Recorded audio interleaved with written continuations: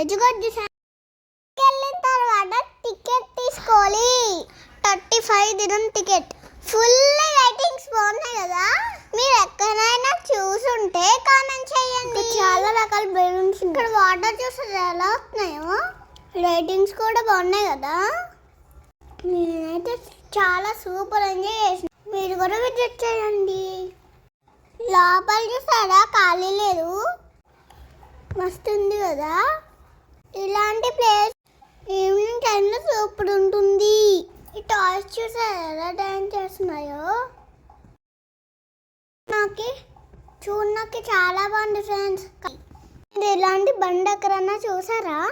నేనైతే ఈ బండి ఎక్కా ఫ్రెండ్స్. చాలా బాగుంది. అలాగే మీరు కూడా విజిట్ చేయండి.